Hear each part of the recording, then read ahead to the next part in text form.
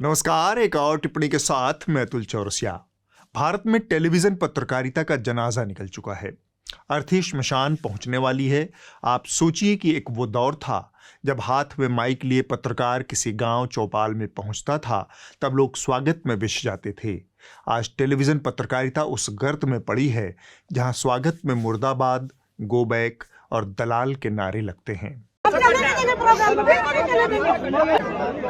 की दलाली बंद करो, बंद करो, बंद करो। मीडिया वापस जाओ, वापस जाओ, वापस जाओ। दलाली बंद करो, बंद करो, बंद करो। मीडिया वापस जाओ, वापस जाओ, वापस जाओ।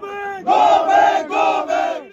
टेलीविजन पत्रकारिता ने यह उपलब्धि 20-25 सालों के सफर में ही हासिल कर ली है। इसकी वजह है बेईमानी।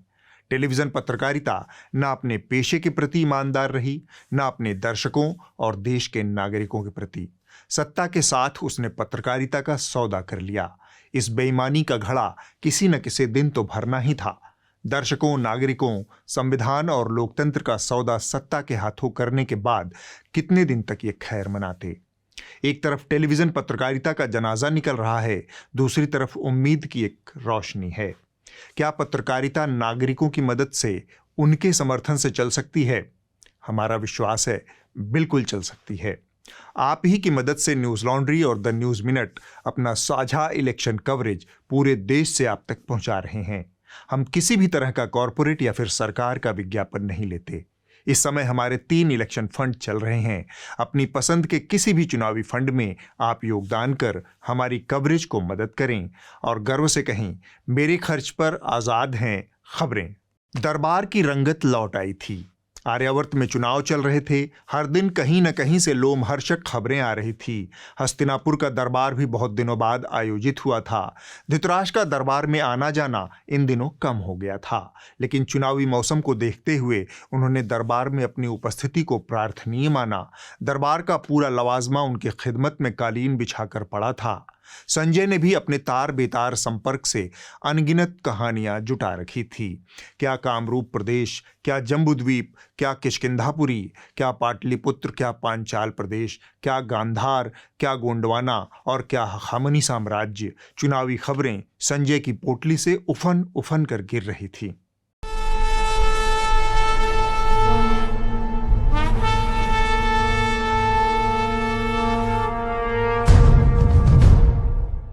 धृतराष्ट्र मयूर सिंहासन पर उत्तेजक मुद्रा में बैठे थे। मुट्ठी बंधी थी, कांख दबी थी। क्रांति की लगभग चे गेवारा वाली भावभंगिमा में दरबार को 4 चांद लगाते हुए 2 सीढ़ी नीचे उतरकर दरबारियों की कतारें सजी थी। ठीक बाईं तरफ संजय कोहनी पर ठोड़ी टिकाकर उसी इंतजार में बैठे थे जैसे आधुनिक काल की फिल्मों में अभिनेता निर्देशक के लाइट, कैमरा, एक्शन के इंतजार में खड़े रहते हैं। धृतराष्ट्र ने चे गेवारा वाली मुद्रा में थोड़ी ढील दी। दरबारी पहले से 2 गुना ज्यादा चैतन्य हो गए। लगता है महाराज राष्ट्र को दिशा देने वाली कोई न भूतो न भविष्यति टाइप विचार उच्चारेंगे। धृतराष्ट्र के मुंह से निकला, ईद बीत गई, रामनवमी आ गई। इसके साथ ही उन्होंने गहरी सांस छोड़ दी। उन्होंने सांस छोड़ी, दरबारियों की मानो जान छूट गई। हुजूर का इकबाल बुलंद वाला नारा लगाने को तत्पर बैठे दरबारियों का दिल बैठ गया। इस बात पर क्या ही चापलूसी के कसीदे काढ़ें, फिर भी 2-4 ने हवा में उछाल दिया, क्या बात महाराज। तब धृतराष्ट्र ने अपना सिर संजय की ओर घुमाया। आंखें न होने के बावजूद उनके चेहरे पर वही वाले भाव थे जो फिल्म शोले में कटे हाथों वाले ठाकुर की तरफ देखते वक्त गब्बर सिंह की आंखों में थे।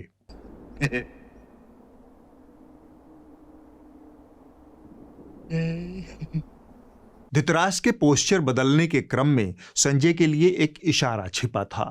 म्यूजिक। संजय ने इशारे को समझकर हड़बड़ाहट में बात शुरू की। वैसे तो खबरें बहुत हैं महाराज, लेकिन ज्यादातर काम और बेकाम की खबरें डंकापति से ही जुड़ी हुई हैं। धृतराष्ट्र की मानो मुराद ही पूरी हो गई। डंकापति का नाम सुनते ही उनके मन में गुदगुदी होने लगी। उन्होंने कहा, सुनाओ सुनाओ, कैसे हैं डंकापति? संजय ने कहा, डंकापति की कीर्ति पताका चौदिस फहर रही है। उनके दिव्य प्रताप से समस्त आर्यावर्त और विश्व का कल्याण हो रहा है। उनके टाइमली इंटरवेंशन से आर्यावर्त में अमृतकाल फैल गया है।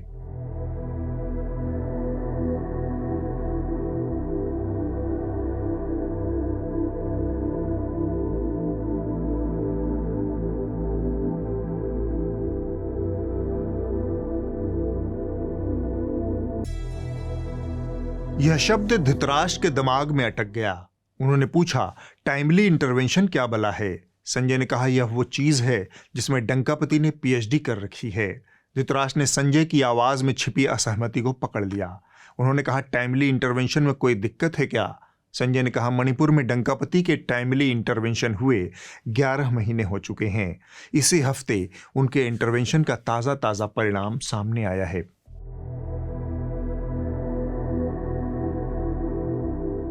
धृतराष्ट्र का कोमल हृदय यह मानने को तैयार नहीं था कि डंकापति के टाइमली इंटरवेंशन में कोई दिक्कत है। उन्होंने कहा, सिर्फ मणिपुर के आधार पर डंकापति को सजा मत दो। संजय ने कहा, आपकी बात जायज है महाराज, लेकिन डंकापति का इतिहास आप देखेंगे तो पाएंगे कि गुजरात में भी उन्होंने बहुत टाइमली इंटरवेंशन किया था। इसके बाद उनकी नाक के नीचे बाकायदा टाइमली इंटरवेंशन के बावजूद उत्तर पूर्वी दिल्ली में पता नहीं कैसे 50-60 लोग मर गए।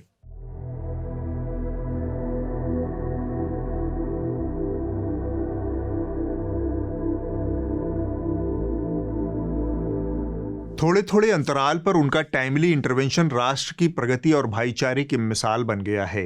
धृतराष्ट्र को तसल्ली हुई कि चलो एक चीज तो है जहां संजय डंकापति को मिसाल मानता है। उनके मन में जो शुरुआती गुदगुदी पैदा हुई थी वह अब तसल्ली में तब्दील होने लगी। उनका मन टाइमली इंटरवेंशन में रम गया था, सो लगे हाथ उन्होंने टाइमली इंटरवेंशन की कुछ और वारदातें जानने की इच्छा जताई। तब दिमाग पर ज्यादा जोर न डालते हुए संजय ने कहा, सबसे टाइमली इंटरवेंशन तो आर्यावर्त के चुनाव में ही हुआ है महाराज। डंकापति ने बहुत टाइमली एम वर्ड का इंटरवेंशन कर दिया है। पहले पहल उन्होंने कांग्रेस के घोषणा पत्र में एम वर्ड का टाइमली इंटरवेंशन करवाया। कांग्रेस ने जो घोषणा पत्र बनाया है वो कांग्रेस का नहीं, ऐसा लगता है मुस्लिम लीग का घोषणा पत्र दिखता है। धृतराष्ट्र को संजय पर थोड़ा सा गुस्सा आ गया। धृतराष्ट्र जब तैश में होते थे तब कभी कभार उनकी जुबान से पंजाबी झड़ने लगती थी। उन्होंने गुस्से से कहा, ओए खोत्या, ऐसा नु तुसी टाइमली इंटरवेंशन कहंदे हो? संजय सकपका गए। उन्होंने कहा, महाराज बात यह है कि 10 साल तक राज करने के बाद डंकापति को मुस्लिम लीग की याद आ रही है। धृतराष्ट्र अभी भी टलने को तैयार नहीं थे। उन्होंने कहा, एक आध बार तो हो ही जाता है। माजून की हनक में हमने भी कितनी बार अंडबंड बातें बोली हैं, तुम तो बस जुबान पकड़कर बैठ गए। संजय धृतराष्ट्र की मिजाज पुरसी में बढ़ोतरी करते हुए बोले, महाराज की शान में हुई गुस्ताखी माफ हो, लेकिन डंकापति के किस्से ही इतने हैं कि किस किस का नाम लें। मसलन आप ताजा वाला सुनिए। जब सब मुगल यहाँ आक्रमण करते थे ना, तो उनको सत्ता राजा को पराजित करने से संतोष नहीं होता था। जब तक मंदिर तोड़ते नहीं थे, जब तक श्रद्धा स्थानों की कत्ल नहीं करते थे, उनको संतोष नहीं होता था, उनको उसी में मजा आता था। वैसे ही सावन के महीने में वीडियो दिखाकर वो मुगल के लोगों के जमाने की जो मानसिकता है ना, उसके द्वारा वो देश के लोगों को चिढ़ाना चाहते हैं और अपनी वोट बैंक पक्की करना चाहते हैं। मसला पाटलिपुत्र के राजकुमार का है। काफी तेजस्वी हैं। उन्होंने शुभ काम से पहले मछली का भोग लगाया। आज मुकेश जी जो है खाना लाए हैं, लंच में मछली लाए हैं और बहुत ही स्वादिष्ट मछली है। 1 कांटे का मछली है। और लगे हाथ उन्होंने यह भी कहा कि यह तो नवरात्रों से 1 दिन पहले का वीडियो है, लेकिन डंकापति मानने को तैयार नहीं। वो कहते हैं इस देश में किसी को कुछ भी अपने मन मुताबिक खाने का हक है। कानून किसी को भी कुछ भी खाने से नहीं रोकता और न ही मोदी रोकता है। सभी को स्वतंत्रता है कि जब मन करे वेज खाए या नॉन वेज खाए। संजय जारी रहे। इस बात को गांठ बांधते हुए डंकापति के समर्थकों ने तय किया है कि पहले तो वो दिमाग का दही करेंगे और फिर उसी दिमाग को खाएंगे। डंकापति और इनके शागिर्दों के दिमाग की ट्यूनिंग ऐसी है जिसमें मुगल, मुसलमान और मांस के बिना इनका कोई अनुष्ठान पूरा नहीं होता। दरअसल इनके हर अनुष्ठान की मूल सामग्री यही 3 चीजें हैं, मसलन मछली खाने की घटना या फिर कांग्रेस पार्टी का घोषणा पत्र। कहीं भी इसमें मुसलमान सीधे सीधे जुड़ा नहीं था, लेकिन डंकापति की कलाबाजियां ऐसी कि दिमाग से मां अक्षर निकलता ही नहीं। असल मसला ये है कि भारत की बहुत बड़ी आबादी मांसाहारी है। भारत सरकार की संस्था नेशनल फैमिली हेल्थ सर्वे के आंकड़े बताते हैं कि देश के 15 से 49 साल के 83.4% पुरुष और 17.6% महिलाएं मांसाहार करती हैं। लेकिन डंकापति का कहना साफ है, ये जो 20-25% शाकाहारी लोग हैं वही असली राष्ट्र हैं। उन्हीं की भावना राष्ट्रीय भावना है और उनसे सहमति रखना बाकी के 75% लोगों का दायित्व है। अगर आप सहमत नहीं हैं तो आप मुगल भी हो सकते हैं, आप भारतद्रोही भी हो सकते हैं। संजय का एक आलाप बहुत लंबा खिंच रहा था, पर बात को पूरा करना जरूरी था। महाराज, ये मांसाहारी इतने अपवित्र लोग हैं, क्या इनका वोट भी इतना ही अपवित्र होता होगा? मुझे तो लगता है कि डंकापति जल्द ही ये ऐलान करेंगे कि अब उन्हें अपवित्र मांसाहारियों का वोट नहीं चाहिए। देखिए, बातों बातों में मैं एक मत तो भूल ही गया, मजहब। इस शब्द का भी बहुत टाइमली इंटरवेंशन किया है डंकापति ने। आप आजादी के बाद से गिनना शुरू करिए। देश का विभाजन हुआ, मजहब के नाम पर। ये विभाजन किसने करवाया? किसने करवाया? किसने करवाया? इस इंटरवेंशन पर धृतराष्ट्र को भी एक इंटरवेंशन की तलब लगी।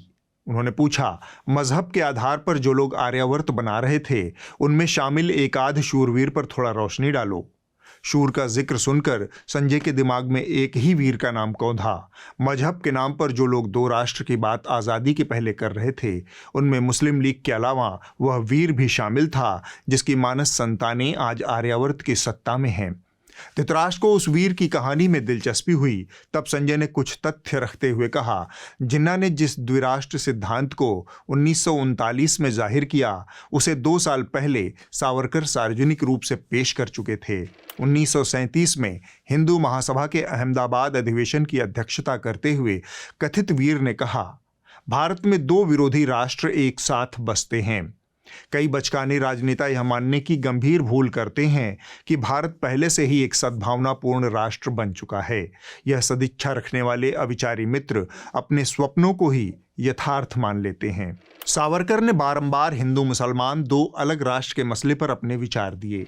सावरकर वांग्मय हिंदू राष्ट्र दर्शन खंड 6 में वो कहते हैं, वस्तुस्थिति यह है कि कथित सांप्रदायिक प्रश्न हिंदुओं और मुसलमानों के बीच सदियों से चली आ रही सांस्कृतिक, धार्मिक और राष्ट्रीय शत्रुता की ही विरासत है। भारत को हम एक समरूप राष्ट्र के तौर पर नहीं समझ सकते। इसके विपरीत उसमें मुख्यतः 2 राष्ट्र बसे हैं, हिंदू और मुस्लिम। यह बात सावरकर ने पूना में हिंदू महासभा की प्रांतीय बैठक में कही। संजय के मुंह से इतना ऐतिहासिक लेक्चर सुनने के बाद धृतराष्ट्र के माथे पर कुछ इस तरह की लकीरें खिंच गई। अरे कहना क्या चाहते हो? संजय ने धृतराष्ट्र की इस शंका का निवारण एक कहानी से किया। महाराज, एक गांव में एक पोता रहता था। जाहिर है पोता होगा तो उसका दादा भी होगा और बाप भी होगा। बाप, दादा और पोता महलनुमा घर में रहते थे। सुख समृद्धि थी, लेकिन पोते को हमेशा बाप दादा से शिकायत रहती थी। उसे लगता था कि जो कुछ भी रईसी है वो सब उसी ने जुटाई है। उसके दादे और बाप तो नाकारा निकम्मा थे। पर हमेशा से स्थितियां ऐसी नहीं थी। दादा अपने वक्त में बहुत गरीब था। उसने खेतों में हाड़-तोड़ मेहनत करके अनाज पैदा करके परिवार का पेट पाला था। खेतों में हल चलाकर खेती के लायक बनाया था। बेटा भी उतना ही परिश्रमी और लायक निकला। वह अनाज ढो ढो कर शहर ले जाता और बेचकर पैसे जुटाता। मेहनत परिश्रम से बाप और दादे ने धीरे धीरे खूब सारा पैसा कमाया। गांव की सबसे बड़ी हवेली उनकी बनी। फिर पोता पैदा हुआ, मानो मुंह में चांदी के चम्मच के साथ, लेकिन वो हर जगह अपने बाप दादे की बुराइयां ही करता। उनके बाप ने ये नहीं किया, उनके दादा ने ये नहीं किया। कहने का मतलब घर में जो कुछ भी था पोते के दम से था। एक दिन राय मशविरा करके बाप और दादे ने उसे घर से निकाल दिया। हफ्ते भर में उसके कसबल ढीले पड़ गए, लेकिन ऐठन फिर भी नहीं गई। वो घर के सामने ही भीख मांगकर गुजारा करने लगा। बस इतनी सी कहानी है महाराज। यह कहकर संजय धृतराष्ट्र का मुंह ताकने लगे। धृतराष्ट्र ने पूछा, कहानी की सीख क्या है? संजय ने कहा, बस यही सीख है कि कुछ पोते पुरखों को गाली देने में ही शान समझते हैं। वो दरअसल हमेशा नाशुक्रे ही रहते हैं। बीते 10 वर्षों में गरीब कल्याण के लिए जो काम हुआ वो आजादी के बाद के 6 दशकों में भी नहीं हुआ था। धृतराष्ट्र चट्टान की अवस्था में थे। उन्होंने कोई नई जानकारी मांगी। संजय ने आज्ञा का पालन करते हुए कहा, महाराज, डंकापति ने पिछले हफ्ते 2 तड़कता भड़कता इंटरव्यू दिया है, कहें तो आपकी खिदमत में पेश करूं। स्वाद बदलने की गरज से धृतराष्ट्र ने गर्दन हिला दी। संजय शुरू हुए। महाराज, पहला इंटरव्यू तो डंकापति ने न्यूज वीक नाम की एक फिरंगी संस्था को दिया है। इंटरव्यू क्या है, डंकापति के मन की बात मक्खन के रूप में खींच खींच कर मारा है, ऐसा कि प्रेस विज्ञप्ति भी न्यूज वीक के आगे लजा जाए। ये कहकर संजय ने वृत्तचित्र चला दिया। हेलो मिस्टर प्राइम मिनिस्टर, थोड़ा चुनाव पे बात हो जाए।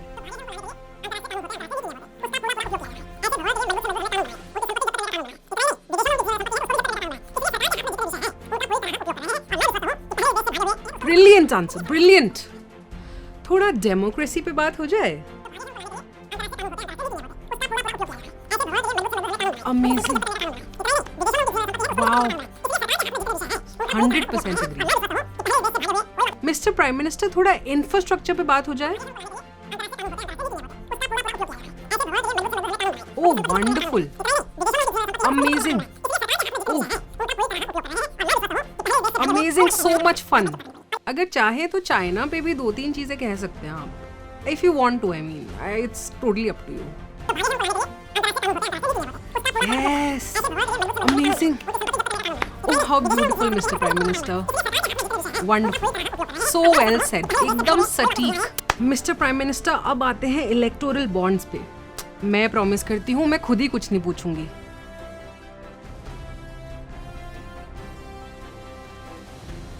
बहुत हो गया आपका, चलिए चलिए चलिए चलिए। धृतराष्ट्र ने कहा, इतनी मेहनत न्यूज वीक वालों के साथ करने की क्या जरूरत थी डंकापति को। तब संजय ने धृतराष्ट्र को टोकते हुए कहा, महाराज, इससे ज्यादा मेहनत तो डंकापति ने हिंदुस्तान अखबार को दिए गए इंटरव्यू में की, वही बिरला जी वाला हिंदुस्तान। धृतराष्ट्र ने कहा, वह अभी भी चल रहा है। संजय ने कहा, वह दौड़ रहा है महाराज, लेकिन सिर्फ नाम में ही हिंदुस्तान बचा है, बाकी सब जम्बूद्वीप हो चुका है। डंकापति से ज्यादा मेहनत जम्बूद्वीप के संपादक शशि शेखर जी ने की है। देखिए। माननीय प्रधानमंत्री जी, मेरी दिली तमन्ना है कि सबसे पहले आप थोड़ा भ्रष्टाचार पर बोलिए।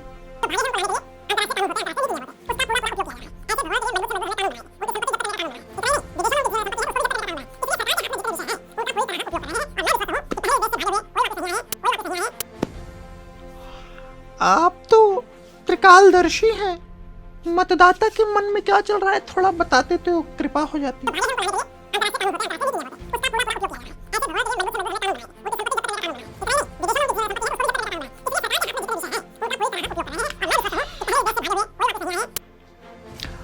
सर जी, थोड़ा गन्ने पर बात हो जाए। गन्ना याद है आपको? मैं भी अन्ना, तू भी अन्ना, अब सब मिलकर चूसो गन्ना।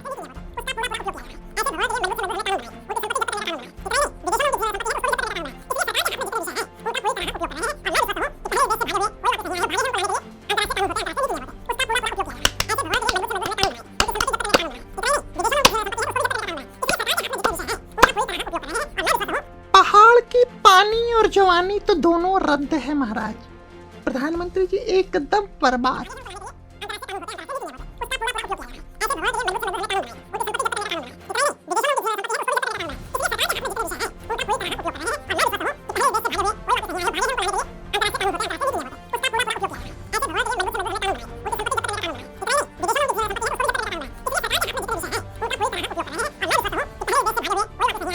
सर, अगर चाहे तो एक आइटम पर्यटन पर भी दे दे।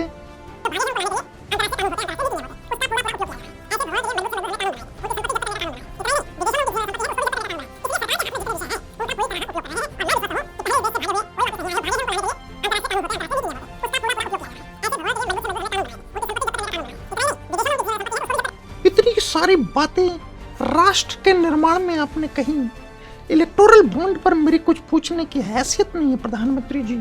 यहाँ तो मैं बस चुप रहूंगा क्योंकि मैं संपादक हूँ।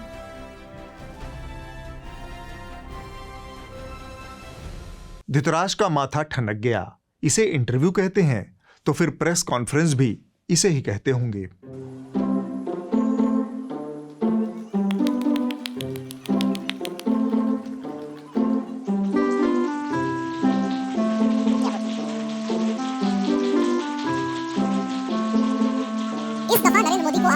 कितनी बड़ी राजनीतिक चुनौती मानते हैं सर 2024 चुनाव? देखिए 2019 में ये शुरू हुआ, आज ये एक तरफ पीक पे पहुंच गया है। पहली बार धृतराष्ट्र को सरकास्टिक होते देख संजय ने मौका लपक लिया।